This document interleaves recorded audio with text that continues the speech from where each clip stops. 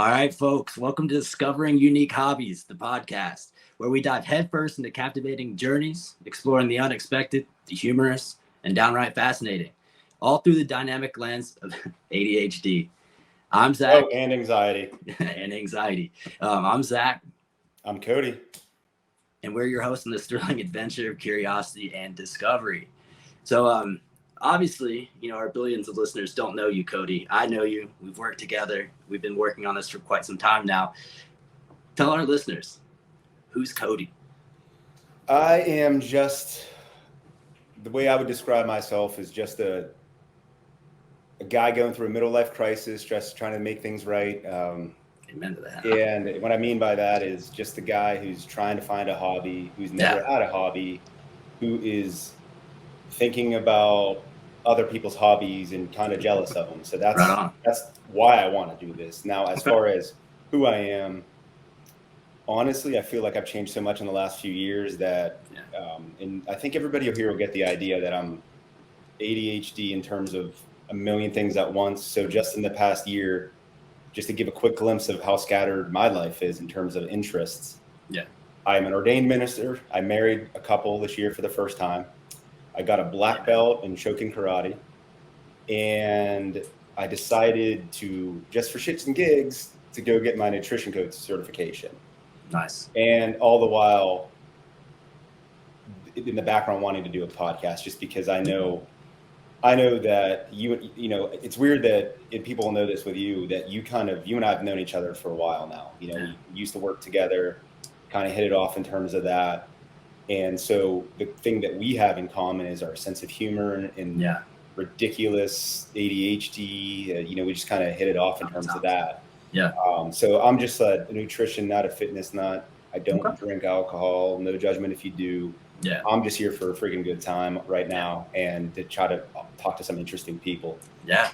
So I'm going to turn the tables to you, Zach. And why don't you tell everyone a little bit about you? I'm recording this from my basement, so that's real fun. Unlike Cody in this instance, I do have a couple of hobbies, but much like Cody, I struggle with keeping my interest on one. So the point of this podcast, at least in my eyes, is to really learn more about other people's hobbies, other people, and seeing what's out there, seeing how some folks may be from the same hobbies. I collect sports memorabilia, as you can tell, behind me. What's on your light? Honestly, you lit that right up before we got on here in terms of what's behind you. What's on that little light? What is that? Mic's on. Ah, okay. Let's go. Okay. Something I got it from Hobby Lobby, so it's like 50% off, like $5, and I'm like, I gotta get it. So, but no, so I do have multiple hobbies. I collect cards. It's something that I'll get into, but I think it brings me back to my my child days. From got into baseball cards maybe like 4th or 5th grade. Mm-hmm. But yeah, I'm really interested in interviewing individuals who have hobbies that are completely different from me. And that's, talk about a segue. I'm a genius at this. I'm perfect already, episode 1. There's no better difference than me. Somebody who likes to be grounded, someone who likes to stay 2 feet on the ground unless I'm jumping, the layup in basketball. Tonight's interview is a really good buddy of mine. We'll get into his intro and stuff like that later. He's in roller coasters, and it's something that I don't understand. And it's not a bad thing. It's not a lifestyle that's conducive for me being happy.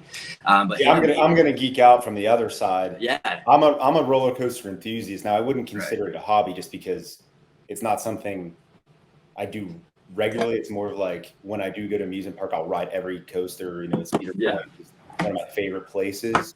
Yeah. So I'm going to try and not to just really act like a little kid and ask all the little things. But I think I have some good questions for him just because of your curiosity, and maybe our viewers can get this too. I want to know, tricks of the trade, and maybe that's what we could bring to the table, maybe introducing people to new hobbies. Yeah. Also, like, when he comes on, maybe I have some questions, you have some questions. We'll have some things for him. And then, I think as we start rolling for this podcast, we'll be able to open it up to more of like a live Q&A type thing, or maybe we could do that. Obviously, we're not there yet. Right. But I'm super stoked for that. Oh, how much are you into baseball? Obviously, you could tell I follow some baseball behind you. Well, the funny thing about that, Jules, is that that's a super bad reference for anybody that doesn't know. Yeah. Is that as a kid, I think I loved baseball. I mean, Yeah. so much so that I played t-ball. Yeah. I got obsessed with it. Played up through probably second or third grade, and so Have you paid attention to like the weird acronyms that they have in baseball? no, you mean like home run, HR. Okay, yeah. RBI. Trying to think if I remember any. I don't remember anything else offhand. So, all right. So this is just a couple of things. This may be a new segment, introducing baseball lingo. If I told you that someone was efficient in their UZR metric, what the hell do you think that would mean? Did you say UZR or Z as in zebra, R as in Rangers, who just won the World Series. Thank God it wasn't the Phillies.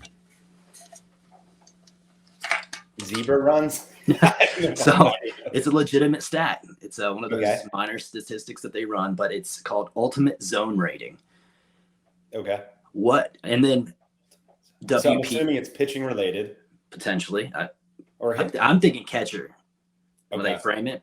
And then Bob Bip. I think this is what it's called. Hold on. Yeah. Bob Bip. BABIP. It's a legit baseball stat. Did they just make this shit up? That's what I'm telling you, man. It doesn't make much sense. But I had an interesting thought. So Bob Bip is what I'm calling it. It's probably just BA Bip or Bip. Yeah. It's batting average with runner in play. So they're just literally... They're making a stat for everything. Together. Okay. It's one of those stats. It's like the Rangers are undefeated on World Series Game 4s on Tuesdays that are in October on 7 p.m. kickoffs or whatever. Podcast that started on November 7th. Let's go. Sorry, November 8th. You know what I mean? In the Eastern time zone. Yeah. That's weird. That's baseball to me. I think that's the problem, at least for me. Yeah. It's fucking complicated. Yeah. In terms of, like, if you watch it, it's super boring. So yeah. I find it ironic that you're a baseball fan because of all the sports. I literally would rather go bang my head against the wall than watch it, especially on TV. So do you prefer to watch it on TV or do you want to be there? 100%. I'd rather be there. Baseball is definitely an in-person game. Do you watch it on TV? So I get fatigued quick. So I'll watch probably the first month or so, Braves games at most. And then I'll follow along on ESPN, but man, it's almost a job keeping up with the baseball season. Yeah. And then I got interest in all of that, all the sports, from basketball, football, soccer. So you said something though. This is my personal problem. I'm wondering if other people have this issue too. The way I'm wired, I at least I feel like I end up picking hobbies that become almost like their jobs. Now, whether that's fantasy football, I told you about the winemaking, which is it worked out, but it was like, hurry up, clean it, and then you just sit. So that was a crash and burn, right? Yeah. Well, I think a lot of that goes back to the ADHD, right? Where it's like you get hyper focused on one thing, and then afterwards, it's kind of fatigued, I guess, is back to it. I mean, that's probably why at the beginning of Braves season, I got my, Freddie Freeman jersey ready, got my hats ready to go. Yeah. And then a month in, I'm like, all right, how much more do I got to do this? You guys should pay me. But yeah, so, and again, I think a lot of people who are wired like us, and again, Zach and I are the same, but different. We're a yin and a yang, but also similar in so many ways. But I think, we know this is going to work, but we're hoping people understand how we're going to be veering off left, right, in the middle. I'm going to ask you a question about hobbies. So what do you think the oldest or first hobby was in the world? And I looked it up and I fact checked it. So I'm assuming it's right. Not like everything on the internet is right, but what would you guess that would be? And you say it's still active today? Oh, yeah. Like fairly active? And I don't think it'll surprise you, but I'm just interested in what you think it may be. So like world's oldest hobby, I was thinking, world's oldest profession. I know. You know what's crazy? But My mind went with there too. Like yeah, prostitute. I'm a pervert. But You know what I mean? No. hobbies. I mean, that's an Yeah, interesting hobby, hobby. not a job. Not I guess knocking it could it. be somebody's hobby if they don't get paid Yeah. for it. Although they call it sex workers. Yeah. Well, what sex if they're doing it for hobbyists. fun? That's a good question. Do people have sex for hobby? Holy crap! Is that what OnlyFans Oh is? God, is that what furries are? All right. So what do you think it is? So Oldest hobby. So my brain outside of prostitution. It goes is back to hold on. It is a. I'll give you one hint. It is a regular hobby that Yeah. is not going to surprise you. It's not shocking. Yeah. It's pretty boring. So bird watching. Nah. Damn. It is coin collecting. I was going to say I know. some sort of It's collecting. the same thing. Like I saw it and I was like, ah. So I have a coin collection book so my coin collecting lasted about 3 days. Oh yeah. I bought, and I thought I was going to be getting ahead of the game by buying like almost like a coin book on Amazon that somebody had, and I was just going to add on to it. That damn thing is sitting in my office closet and has been in there. So again, a lot of dead hobbies. So I guess what I don't understand is if somebody's doing like, what do you think they're getting out of that? Are they just looking at the coins? You know, I think that for me, you know, just speaking from, you know, internal, I guess, thoughts, a lot of what drives me and my kind of hobby hopping, if you will, is in nostalgia. I mean, I think I mentioned to you before, which is, you know, I have a pack of cards I got from eBay that I'm unaware of what's in here. Yeah, 1998 calls. You wait know what I guess? Wait till 90s clothes. Why not bring eBay back? All right. Anyway. I got an OG base Alakazam in the mail today because I'm building out the OG base. Wait. Pokemon set. What is that? Alakazam, the first card. That's Pokemon. Oh, I'm not. Oh, you don't do Pokemon. I do not know. Oh Pokemon God, this is gonna be perfect. at I don't all. really So do the either. only experience I've personally had with Pokemon is like having cousins and hearing the goddamn theme song when they watched it, Pikachu, and then I've heard the goddamn name Charmander. Charizard. That is a Charizard. Yeah, whatever that is. That's it. Yeah. So, so I think to answer your question though, it goes back to nostalgia, for me at least. I know that like as a kid, my neighbor had all the Pokemon cards, I mean, multiples of Charizards, which are now worth a lot of money. It's the reason I don't have that one in my collection just yet, saving up for it. But he had them, and I'd go to his house, and I wasn't allowed to play with those as a kid. Not saying that, you know, I was in a super strict household or anything like that, but my mother saw a story where someone got stabbed over a Charizard card. So I was never allowed to have them. So as an adult, when I got back into collecting, you know, I was talking with a buddy of mine, a mutual friend of, you know, our guest today, Chase, a mutual friend of ours, who does collecting, you know, Pokemon cards. And as someone who has, you know, a ton of sports cards, I wanted to get in that as well. And I started collecting the OG base, the original, you know, set. And then, you know, it kind of spiraled in some more modern day cards. And then, you know, for me, it just, again, goes all back to nostalgia. I wasn't able to play with these cards back in the day. I played and I think that kind of drives, you know, a lot of what I do. So, you know, it's just, or at least that's what I'm learning. So I think for me, you and I maybe, I didn't mean to interrupt you. Do you think maybe we could start to bring back another hobby that I just thought of that I loved? And I don't know if I'm debating on whether you're going to know this or remember it. I have one. Call all Pogs. Can we get those back? Do you remember Pogs? What's a Pog? Oh my God, you don't know what a Pog is. Woo! All right. Wait, hold up. How do you spell Pog? You know what's crazy? I do not. I don't even remember. Probably POG.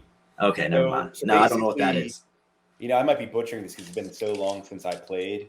Imagine these little like circular, I don't know how big they were, like circular coins, but they were like, I think made out of like a cardboard type thing, right? And there was like different characters. And again, this is just sheer memory. I'm old. Yeah. So I remember, so what you would do is you'd be with your friends and you would stack them and you'd have something called a slammer. And honestly, this just ADHD, this just rejuvenated. Like, I want to look into that again, because how cool would it be to try that now to see how fun it is? But from what I remember, you had something called a slammer, and ironically, it's usually made out of something harder, and you would like hit the pogs, and I don't know how it worked. We'd have to look that up, but somehow, like if they fell off or whatever it is, you as the player would get those person off the other person. Yeah. You understand what I'm saying? Yeah. And then so what stands out to me is something. my I slammer apologize. that I had. It was called the O.J. Simpson Slammer. It was a coin that had him. It was obviously around that time. Yeah. That had like 90 it was like him with behind bars. This was like right around the time he was arrested. I don't know what was going on, but it was just like I loved that thing. And now I'm gonna probably be going on Amazon, eBay, trying to figure out, try to find one of those just to show everybody next time. So we'll figure it out. That's why I love eBay. Yeah, I mean, I'd imagine they're on there, right? I would say so. I haven't looked at my. I mean, I can get on there in a bit and check for sure. Yeah, I think that we should have a show and tell every week. Throw down. I would love to show off my stupid stuff. Hold on. How funny was show and tell when we were kids? Or how fun was Dude, that? I remember like to roll up with your boomerang and show everybody in class. Like, what's I'm up? from the middle of nowhere, and I'm talking like farm country, and like an hour almost at that time to get to the closest grocery store kind of situation. And so like kids would bring in their animals for show and tell. I don't know if that's like Oh yeah, no, I remember like be like a ferret. Like ferret. What did he do? But everybody can pet the ferret. Do you know what I'm talking about? But No. You're right, there was a lot of animals involved. What do you remember? Did you bring a hobby in? Charizard. Yeah, I brought one in to share with the class today. Charizard. Bam! So what's I'm a on nerd, the again? So somebody like me that's a complete novice to that stuff. What's on those in the back? On these cards. Yeah, is it like a summary? Dude, you're asking like, the wrong guy. No, on the back of these cards, they don't have anything. So I don't play this game. No, I'm sorry. What's below, like in that yellow part? This is Rock Rough. And okay. Does it give like a summary? No. You're supposed to know, I guess, from the game who this is, but it's a dog Pokemon. I think it's a rock, but it's something to do with the game. Like it's a trading. It's not just I do it because I'm a degenerate collector. Some people call that a hoarder. I'm reclassifying it because it's 2023. What was the question? I got distracted. What like I was asking what was on the board. Cards, like. Oh yeah, so I do know that it is a trading card game, like a tabletop kind of game. Like Magic. I'd never played that, so I don't know. I was all right. But you know what? That's what it's about. I want to know what the appeal of Magic is, right? I don't know. We can get a Magic person. We're gonna have to. That's gonna be like the top next 5 episodes. We're getting so we're gonna have one of those. When we push this out, we'll have to get people to like. As honestly, I'm genuinely interested in these kind of things. I want to know what's cool about this. Honestly, I want the most relaxing, enjoyable, non-job feeling hobby. So if we could find that, cool for me. Or if one of our listeners gets an idea, I'm cool. Well, so that's actually something that I to plug the hobbies subreddit. I've been on there a little bit since we started to come up with this because obviously, like I said, like we both have said that we want to introduce ourselves to a world of hobbies that we don't know exists, and communication, conversation are really the only ways to get that. So that's why I've been not commenting, but been in there seeing what other people were saying, what kind of seeing what other hobbies exist, that sort of thing. And we're not alone, dude. I'll be honest with you, because there's folks who are asking questions like, I need a masculine hobby, and I get it. Someone was mentioning I needed. What's a masculine hobby? So it wasn't for that person. It was for I think either their brother or a cousin. Yeah, but I'm wondering like what they were looking for, I guess is the question. It was lumberjack. Is that masculine? So he is an athlete. I think he was a college athlete, and he got injured and is unable to do really any kind of stuff that he always does. So imagine Mr. Workout Counts 12-ounce curls. I like that. Imagine being in your shoes, and that's and you are in your shoes. I know what you're saying. Like if something happened and I couldn't work out, right? What would you do? So I think that's where that came from, because he already feels like down in the dumps. He doesn't want to. He doesn't want to learn what's a feminine hobby? My Little Pony. Gardening, but like in 2023, That's anybody a Billy can art. Gaffney. You know, like I remember, and we could kind of, because I know you and I are both sports fans. Yeah. I remember, and I can't remember, I think it was LaVon Kirkland for the Steelers. Huge linebacker, right? And I'll never forget, like, he would absolutely be destroying people, wrecking lives. And then they'd be talking about his hobby as planting flowers. And then you'd be like, whoa. So honestly, to that, I was looking through the comments and folks were saying, I don't know if he's going to consider this masculine, but a lot of times folks that are going through issues from the military, PTSD type instances, a lot of times they get them to pick up crocheting as a hobby. And see, that's another issue that I personally have, because on top of all the other bullshit, I'm not artistic. I'm creative, but I'm not artistic. So my ass is sitting there, like art. I was very good in school, got a scholarship for academics, right? Art was not a good time for me. Does that make sense? Were you good at art? I'm not bad. Yeah, that is not a fun idea. I have my own issues with art. And what are those issues? So with art, man, my problem with art,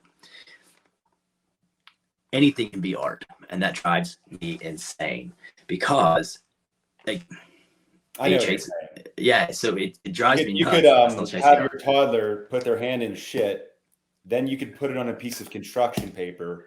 It's art. Hold on a second. Am I wrong? Yeah. Well, for some people, but who am I to say no? Exactly. That's the problem with art. Point. And to me, art is immediately I go to a Ron Swanson thing, but like picture the blue, like a painting of a painting of like the Blue Ridge Mountains.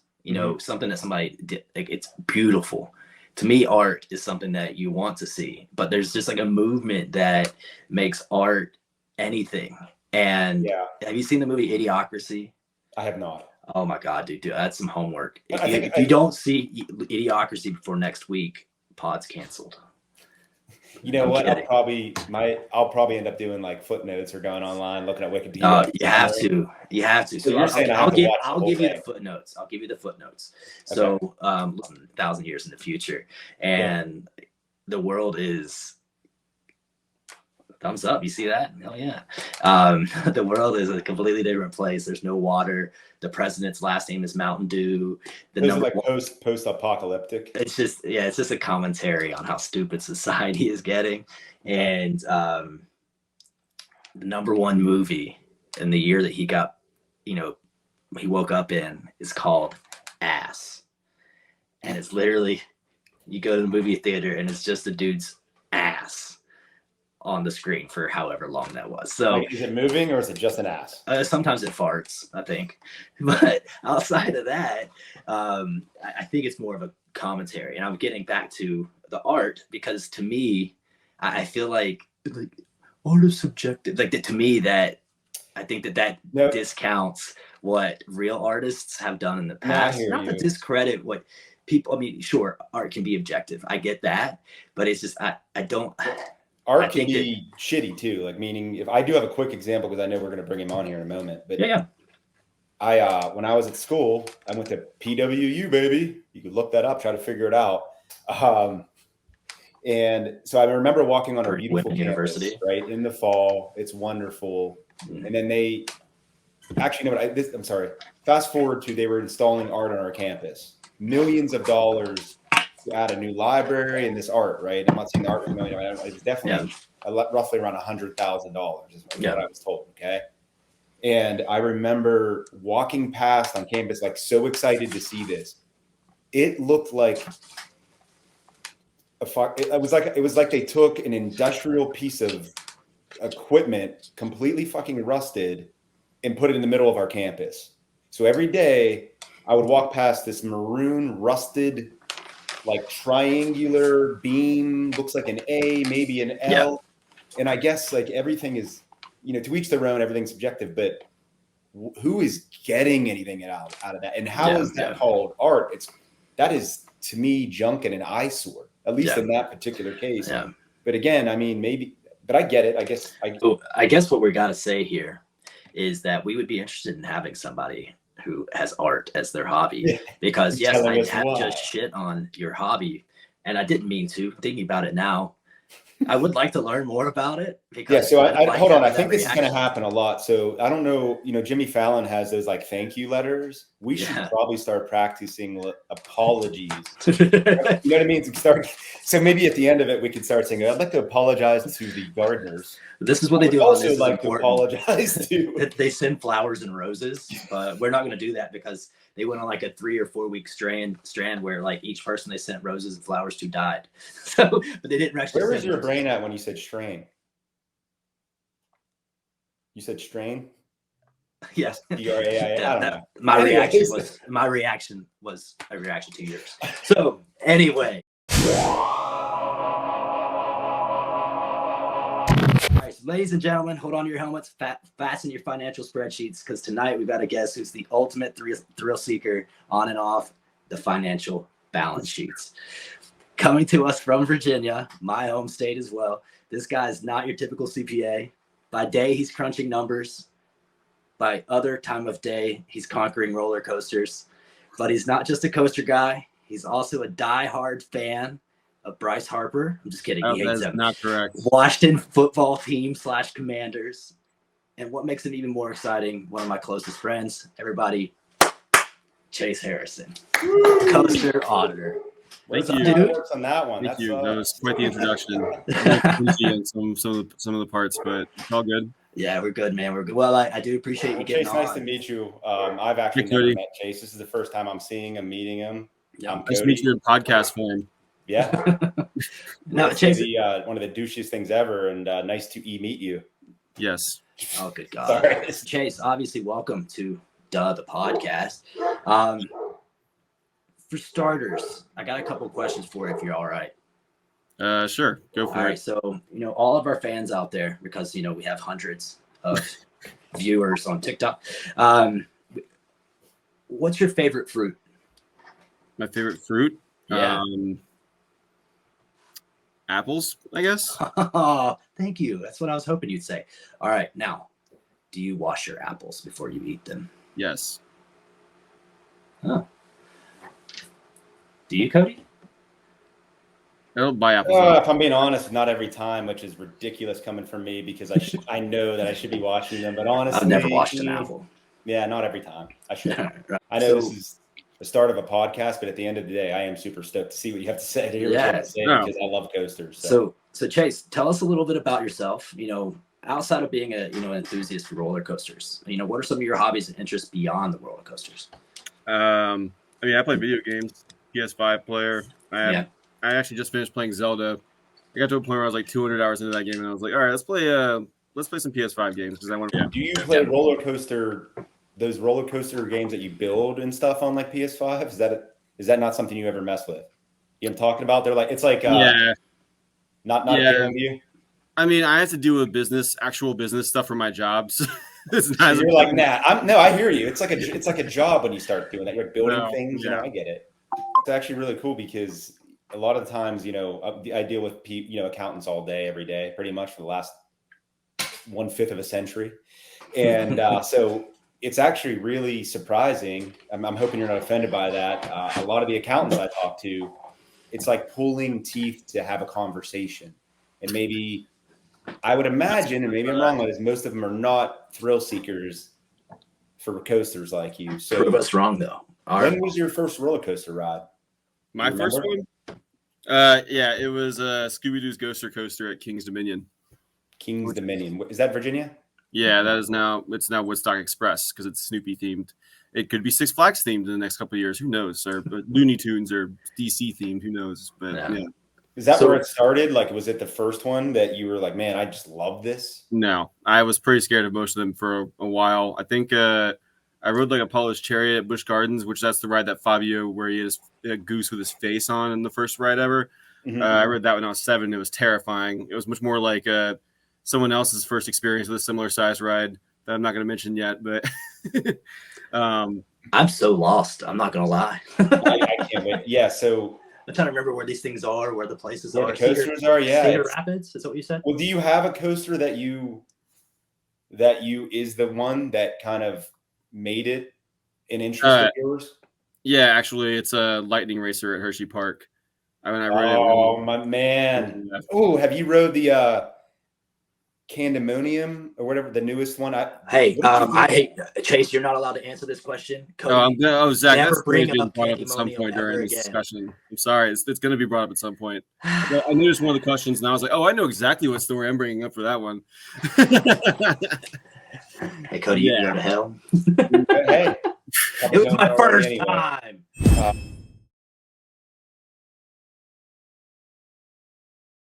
I have a question for you. Have you been to either Disney World or Disneyland? I've been to Disney World, but I've never actually been inside of Magic Kingdom, surprisingly. So I've been in like Animal Kingdom, Epcot, Hollywood Studios, and Typhoon Lagoon, but I've never gone into Magic Kingdom itself. Was there any? So I'd imagine. I mean, I'm a little bit of a fan of Disney. I mean, I have the mouse tattooed on me. It's not because I'm a fan of Mickey. There's a whole thing tied to that. But anyways, that's the one thing that as a coaster lover, I miss when I go to Disney World, because other than the one in Animal Kingdom, where did you ride the one where it's like you shoot up Expedition and Everest? Yeah. What did you think of that? That ride was cool. I liked it. It was really interesting. It actually got surprisingly intense when you went down the drop and did like a bunch of circles. So when Zach told me that you were going to be a guest here, one of the things I thought of it, and you might not be able to give me an exact answer on this, do you remember, or like a vague idea of maybe the coldest temperature you probably ever rode a roller coaster in? 40s, easily. How? Okay, so if you're in the 40s and you're riding, it's going. Do you remember? Do you know one that you rode, a coaster that you rode maybe around that temperature? Like a guess? Candemonium. Oh yeah, he'll know every one of them. So when you're picking up speed on there, how does that feel on your face? And like, it's not pleasant. I tend to marathon rides a lot less when it's cold. I also don't marathon rides nearly as much as I once did, because I mean, there's like a whole park to do stuff in. So yeah. When you say a marathon ride, what do you mean? That's a good question. Like ride a ride consecutively for several times until I'm like satisfied and leave. Most recent one was Pantheon at Busch Gardens, where I rode it 8 times in a row. Which, yeah. What kind of coaster is that for anybody that's listening? Is it Pantheon? So that is a launch roller coaster. Oh, there's one of those at Hershey, right? Yes. Yeah. It's similar. It's actually pretty similar to Storm Runner at Hershey. Yes. That's a launch roller coaster. Yeah. When you say a launch roller coaster, is that one of those ones that kind of starts off and then goes from the top and just goes? That's where, it usually uses like a form of acceleration via magnets or like a hydraulic launch system, or other methods like flywheels. Used to use like drop brakes and flywheels and all kinds of stuff to accelerate them rapidly. The fastest one I done hit 128, and that's in New Jersey. So, but what coaster was that? King de Ka. Okay. I would like to maybe have a video series where Chase takes you around the ways that he does, a roller coaster or a theme park. Yeah, it's crazy, man. You would be my wife is in love with watching these like we go to Disney World, Disneyland, and Disneyland especially. They have a section, which is why I love it. It's like a boardwalk, has coasters. They have something, the Incredibles. I've ironically never seen. You're talking about the Incredipier at Disney's California Adventure. What was that? The Incredipier, or like the yeah. Have you been there? The Incredicoaster. It's like Pixar Pier. That's right, Pixar Pier. Yeah. Goober saying that, but yeah, Pixar Pier. I don't. That's how much of a crap I give about Disney. I guess at the end of the day, I'm not really a big Disney person, but I do like Disney. But I'm more into like the parks. Yeah. So man. I just when you get older and maybe you have a child, it's more for them than it is for me. Yeah, if it's my choice, I'm going to Cedar Point, just because of the options in terms of that. So if you were gonna recommend to somebody who's either loves roller coasters like myself, or just maybe as a hobbyist like you, if you had to pick one place, where would you send them? Just for roller coasters alone, specifically Six Flags Magic Mountain in California. They have 20 roller coasters. Did you just get back from there? Yeah, that's where I just went in October. When we were talking earlier, dude, you did say something. It's not just roller coasters. It's the theme park itself. So, is that where the term Thusie comes from? Theme park enthusiast, or is it just a short term for enthusiast? I don't know where that term specifically came from. They just took the phrase enthusiast and I don't know, like some person decided to start calling them Thusies on the internet. I don't know where that initially right. came from. Okay. But, it's a lot less syllables than coaster enthusiast. Yeah, I would say, and that's a little easier to say, just 2 syllables. Yeah. Right. Are there conventions for people that are into coasters? Yeah. Like forums, conventions. There are forums. I actually post frequently on a website called parkfans.net where I post frequently as coaster auditor. Can you repeat that again? I'm going to write that down, actually. What was that? Parkfans.net. Park fans, FANS. Yeah, We'll try to give them a little free ad there. I'm sure they'll love that. But yeah, there's like that. I actually went to a coaster enthusiast event at Hershey back in July. Oh, I remember that. Yeah, me and my uncle went, and basically it was like you show up, a bunch of coaster enthusiasts showed up. It was like 100 or so people. They had a meal in the middle of the day. There was like we didn't have any kind of specific tours like they sometimes do. But then we had access to Wildcats Revenge, which was the newest roller coaster there that opened this year, for like an hour, where it's only like 100 people, and that's like pretty much a walk on for an hour basically. So I rode it 8 times in a row during that sequence. So, have you rode a coaster outside of the continental United States? Not yet, but that's a matter of time, pretty much. Yeah, I was going to say. So it sounds like it's on your bucket list. I've been perusing flights to Europe. yeah. And again, maybe we table that question for later. I would love to know your bucket list in terms of do you have a list of coasters that you haven't been on that you want to be on? Well, instead of that question, let's 2-part this. Tell them about the list you do have, and then I guess kind of go into if you have a want list, your hit list kind of thing. Like, what do you mean, like lists I do have? Like, what do you mean, like the Excel sheet you said you have? Oh yeah, I mean, I have an Excel sheet that breaks down like all of the parks I visited, all the roller coasters that they have. I have like a ranking system basically, but I got to a point where I was like, I've been on like 257 of them now. I kind of just don't care after 25. So basically, like after that point, it's like, is it fun? Yes, then that's all that matters. Like if I hate it, is there like an easier option, Chase? Is there like an app, almost like a beer, the bag. We talked about there's a bunch of those like that, but I've just been using this Excel sheet for a long time. I don't want to go back through an app and like get all OCD about it. And then like down like a 7-hour wormhole about making sure that's as accurate as possible. I don't want to do that. That's just. But when you started, it seemed like a good idea. I'm sure that's usually how hobbies start with ADHD. Yeah, no, I'm I'm like I have a career and stuff, so I can't really spend as much time being all about it as I would like. So it is what it is. But I mean, do you spend time in lines, or do you do fast pass everywhere you go? Like, do you try to skip the lines if you can? It depends on the situation. I mean, so in Virginia, like I have my 2 home parks, Kings Dominion and Busch Gardens. I will pretty much never wait in a line at those parks because I can go to them at any point I want and I have a pass. Whereas if I travel like all the way to like Knott's Berry Farm and Six Flags Magic Mountain in California, for example, then I will pay for a pass just to skip a line if it's long, and because I want to ride that ride that I traveled 2,000 miles to ride. So how do you stay fresh with roller coasters? That's it. That's the best way to say it. I think it's like the other elements of the hobby that make me want to keep doing it, like the travel, going to places. It gives so next year I want to try to go to Six Flags Great America, and that's in Chicago. So if I go out there, I'm gonna go to like a Cubs game or go do something else in Chicago. Or it's just something. You're doing other things. So you're making it your hobby, but also you're gaining experiences. You're traveling. Yeah, that's cool. I love traveling. The last time you came up here, we went to Kennywood, and what do you think of Kennywood? I liked it a lot, actually. I've never ridden Steel Curtain. What's the newest one, Zach? It's the Steel Curtain. Let's not bring that up. Yeah, that one I failed to ride both of my visits because it was twice. Both of them. Yeah. I mean, it's a weird thing because I don't really get scared on coasters, right? At least not so much anymore. You know what? I take that back. The older I've gotten, it's more about if it's a shitty coaster at a carnival or like a small ride, I get worried about the restraints and stuff. But when I go to a place that I know, knock on wood, is safe, I don't really worry about it. But I'll be honest with you, man. I think I had to check my underwear after riding that Steel Curtain the first time because it's just not something that I expected. Yeah. It's really hard to explain because, and it gets another thing I asked you, but I don't know if you noticed this trend. What I've noticed And it started way back when I went to the Millennium Force when it first came out at Cedar Point, like probably like 99 or something like that when I was there, whatever year it came out. And I noticed then it was a trend where it's less to hang on to. Their lap bar, yeah. Yeah, so like the steel curtains like that, you're literally like, hey, what's up? So if you need that sense of security, you're like, oh my God, it's not there. And I think I wasn't ready for that. And meanwhile, my 10-year-old or my 9-year-old at the time was with me, and she's like, yeah. So like I'm interested in trying to build this out because I think it would be something that her and I could do together.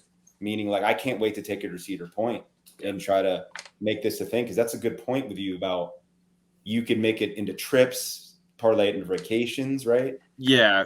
I'd say my favorite thing currently, like one of my favorite things to do is just ride roller coasters with my niece in Texas, Vanessa, because like one time we rode this roller coaster called Texas Stingray at SeaWorld San Antonio a bunch of times in a row.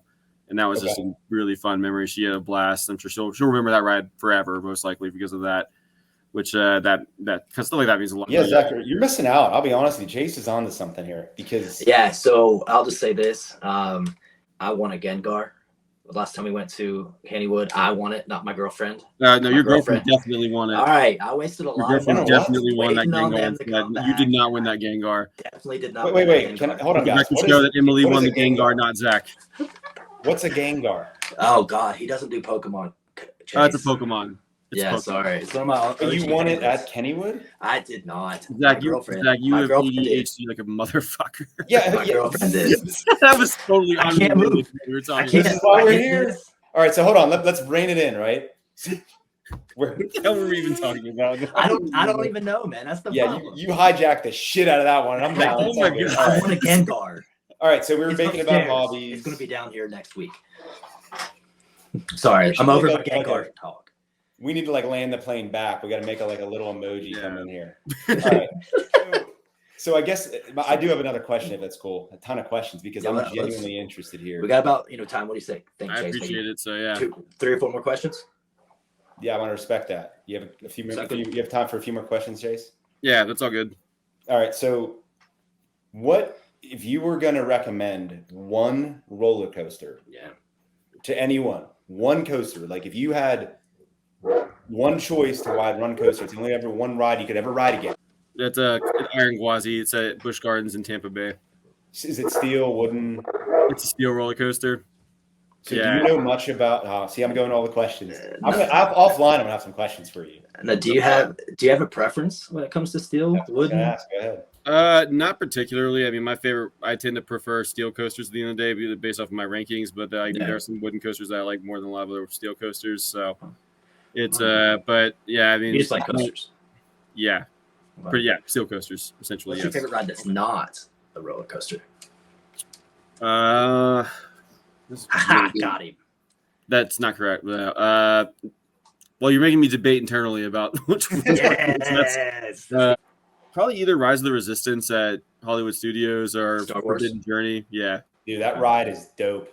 I mean, the theming on it is insane, right? My niece apparently thought that she got kidnapped by the First Order. So, I mean. I liked the Coco ride at Hershey? Oh. Epcot. Oh, good one. Chase, I have one more question? Yeah. Have you been to Universal Studios in Orlando? Yeah. Have you rode the Agile ride? Yes. Yep. What's your opinion? It's really good. I'm not as crazy about it as other people, but yeah, I like it a lot. It's really. I'm interested because I'm actually a super fan of that, and I was just interested from your perspective what you as a roller coaster enthusiast or hobbyist thinks of that. It's a really, really good attraction. I'll say that. You wouldn't consider it a coaster, even though it's kind of. It is a roller coaster. Yeah, it is a roller. I don't really. We're going into that concept. I mean, yeah, that is a roller coaster. A roller coaster is basically anything that's going to be gravity powered, like a big track that's like gravity powered. But it's not what you would think is a traditional coaster because of the theming, is what you're saying.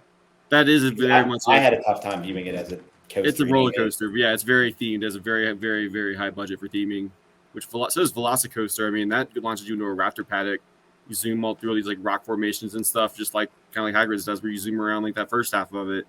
So nice. Yeah, it's that is very much a roller coaster. There's some people that rank it very highly. I thought that it was like too fast for me to actually really notice the theming elements. So that was kind of my problem with it, and the fact that you have to wait forever and it breaks down quite a bit. So Yeah. Can you share a fascinating fact or trivia with roller coasters? uh, I think that is one of the ones I included. Maybe it wasn't. that was actually one of the ones.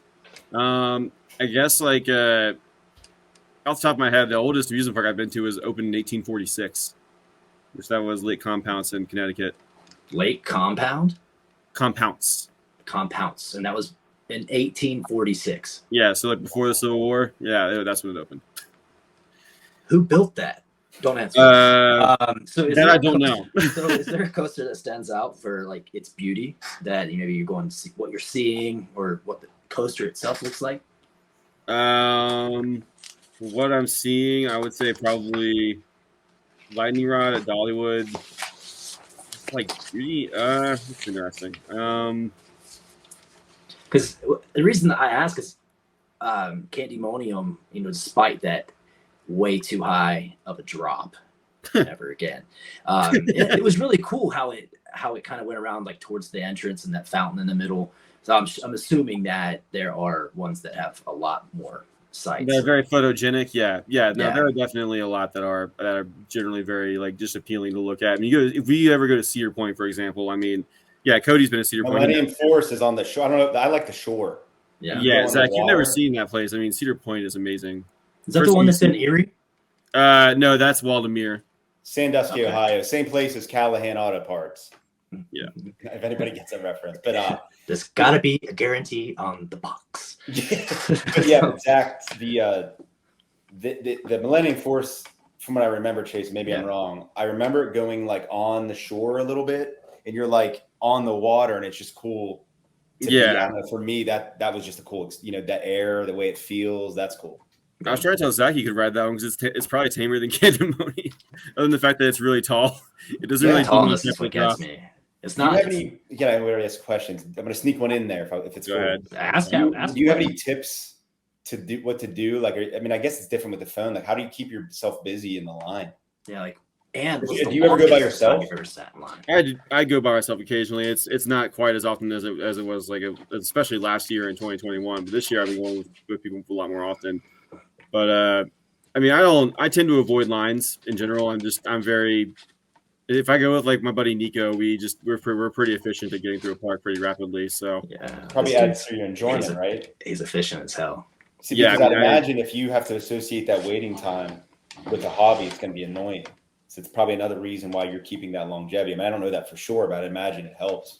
Yeah, simplicity. I mean, the custom and unique roller coasters is kind of what keeps the longevity of it. Because I mean, they're only like if it's a unique ride, there's only one of it in the world. Like that's it. Like I mean, there's some that are in places that are like just like a kind of there's like this zoo in Sweden that has this like crazy wooden coaster in the back, like on this mountain. It's called Wildfire. If you were looking at a picture of it, it's like on this mountain.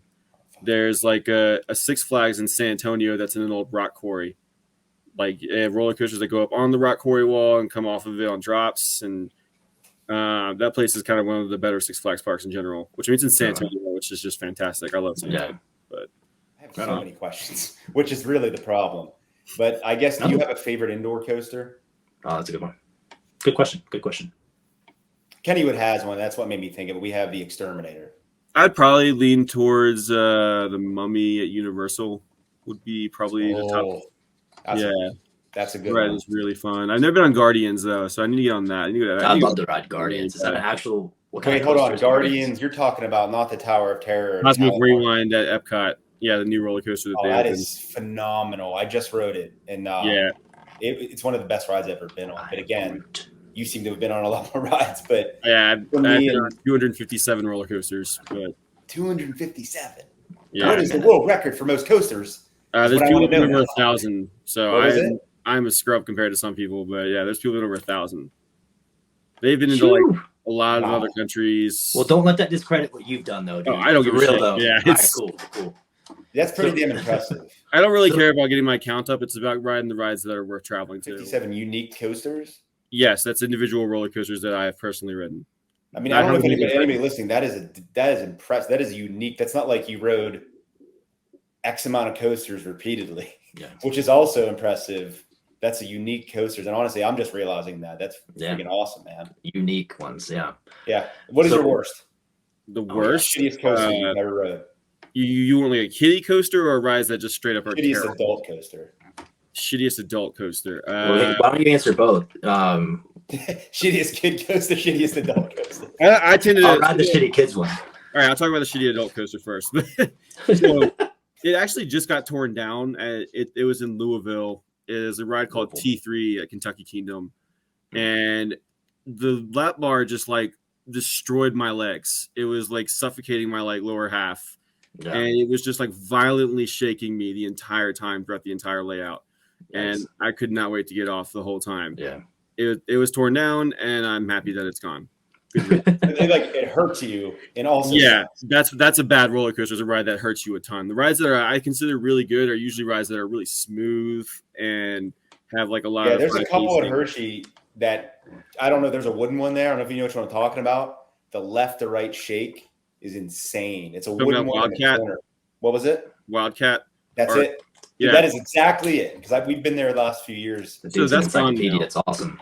That's going on. Now they have this now instead, Wildcat's Revenge. But how is that? It's my third favorite roller coaster overall. Nice. That is so another problem that I have with my ADHD and whatever the hell it is that I have. This entire time, I did not pay attention to what was on your shirt. Meanwhile, it has everything to do with your hobby. So geez, that's awesome though. I didn't notice it either. All right, so last one. This is a fun one. So let's imagine you could design, build up your dream roller coaster. What features, twists, turns, and visions. What are they called? Yeah, are you a corkscrew guy or a loop guy? Yeah, those.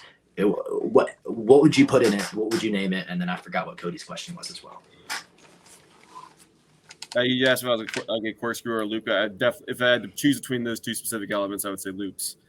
But so yeah, I would say it would be like if I had an unlimited budget. You're talking about like that. Yeah, dude, it's your dream. It's your dream. So huge steel roller coaster on a mountain, huge mountain with at least 2 lifts, 2 different launches, 12 inversions, and a bunch of airtime hills.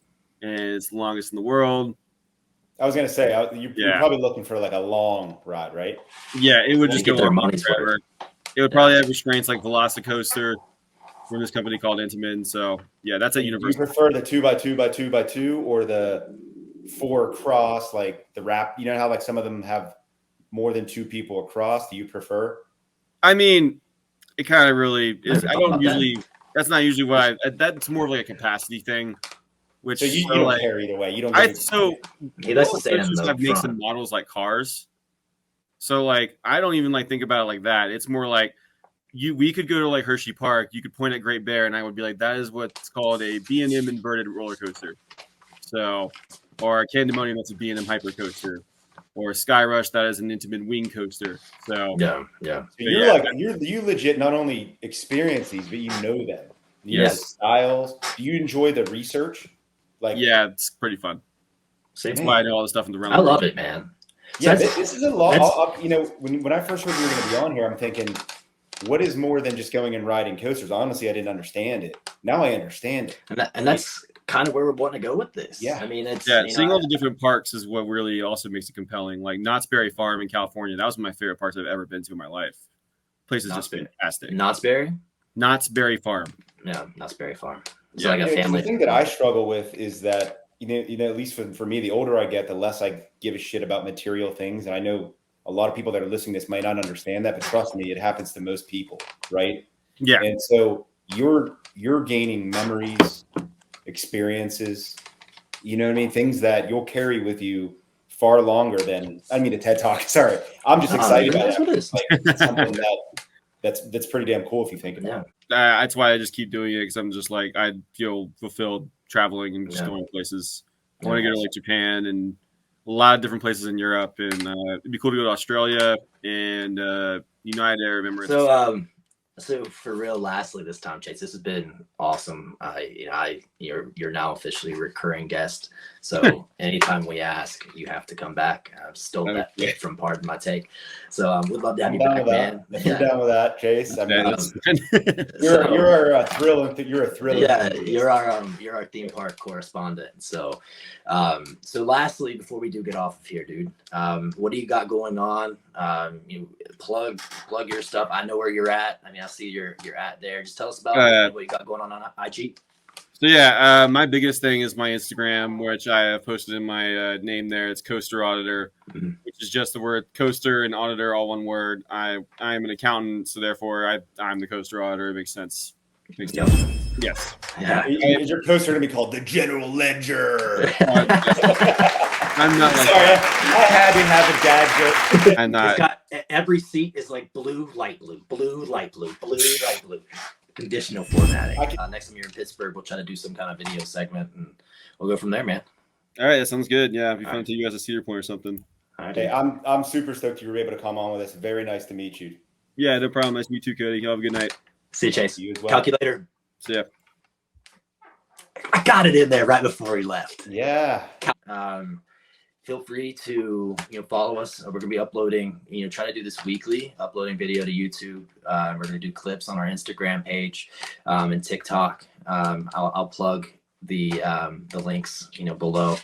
Yeah, if there's anybody out there that we've gotten, Zach and I have talked about this. I don't know, Zach, you've had people reach out to you in your personal life. I've had people reach out to me. A few, yeah. Apparently, there's a lot of people that want to talk about their hobbies. So we want to get obviously as many people on as possible, but it does help if it's unique. Yeah. Just because we want, and again, no hobby is better than the other, honestly. But at the end of the day, our goal right now is to find some things that a lot of people maybe don't know, but a lot of people know about coasters. So Chase is a good example. So even one that you might think is basically normal, maybe you don't understand it, that works too. I mean, I just learned a ton tonight, and I thought I was pretty well informed about roller coasters. Yeah, I learned quite a bit. So anybody that does listen, if you have a weird, unique hobby, weird is in a good thing, not a bad way. You feel free to reach out. Send us a DM and comment on any of our posts or videos. And obviously, it's not a podcast if you don't ask to like and subscribe. So we're gonna have to make sure you do that as well. This is episode 1 of Discovering Unique Hobbies, the podcast. I'm Zach. I'm Cody. See you next week.